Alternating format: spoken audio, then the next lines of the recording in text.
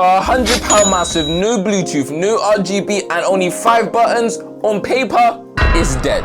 And honestly, I agreed at first. However, after using it daily for over a year, I've never once felt the need to switch. This mouse has been out for a while now with no flashy updates or redesign. However, it's still competing with brand new models, which means if you're chasing aesthetics and fancy features, you're gonna hate it. But if you care about speed and consistency, that's what it's built for. And that's one of the main reasons why it's still on my desk in 2025.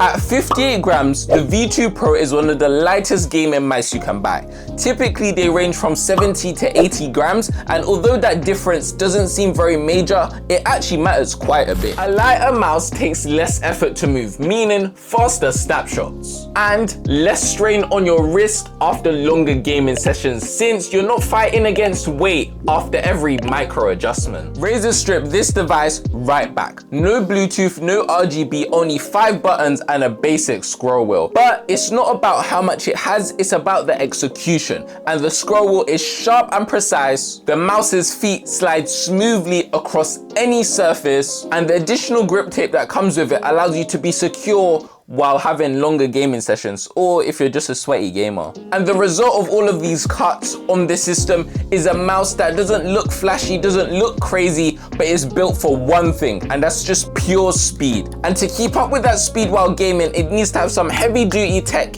inside.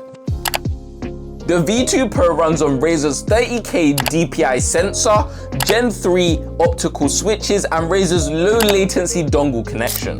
But even with all of these specs, the first thing I noticed was a downside: lag while charging. Although it doesn't happen every time, it happens regular enough that I'd rather not play tethered while gaming. I'd much prefer just topping it off whenever I need it, but obviously if an emergency arises, I'll just have to deal with it. Once it's running, however, the experience makes up for itself. I get around 2 weeks of battery life per charge, and that's with consistent daily gaming for a minimum of 2 hours, so I really am getting quite a bit out of this mouse. So in the end, I rarely ever think about charging. And the connection, rock solid. Although there's no Bluetooth, the 2.4G connection has been absolutely amazing, and I haven't lost connection once. Even with loads of devices in my setup competing for that connection and that service, I've had 0 issues. And this isn't even while initially connecting. It's been incredibly stable throughout my gaming with this mouse, even when the battery's about to die. But that amazing connection only matters if it feels right in game.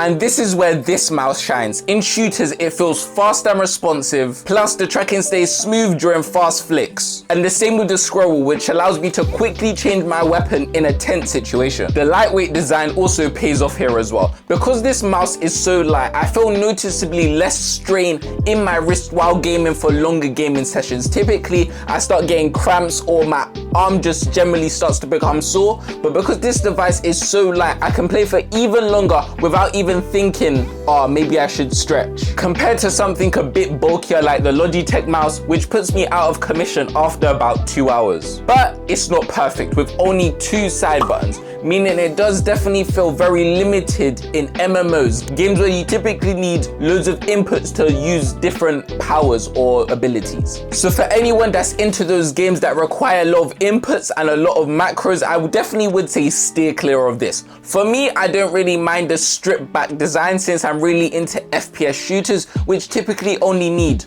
those 2. One thing that made it even better for me was pairing it with the really cool Lano tempered glass mousepad with a smooth surface and anti-slip feet, so the V2 Pro is basically floating. Unlike cloth mousepads, it doesn't build up dirt, sweat or wear over time, and if you do get it dirty, you can clean it with just a wipe, which is so much less hassle than a cloth mousepad. The real weaknesses show once you step out of the hardcore gaming world. For work, story games, or role-playing games, it just feels like it's lacking. And the buttons are honestly just a limiting factor. And because it's £100, most people expect this to be a very well-rounded mouse, but it's not. Then again, it was never built for this. This mouse is a specialist mouse. And that's the main trade-off you're gonna have to weigh before you make your purchase. So, is the Razer Viper 2 worth it in 2025? If you're an all-rounder mouse, No. However, if you're a hardcore FPS gamer and want a mouse which is built for speed, consistency, and long gaming sessions, this is a steal. Either way, let me know what you guys think. Like, subscribe, and support the channel. And also, thanks for 1K subs.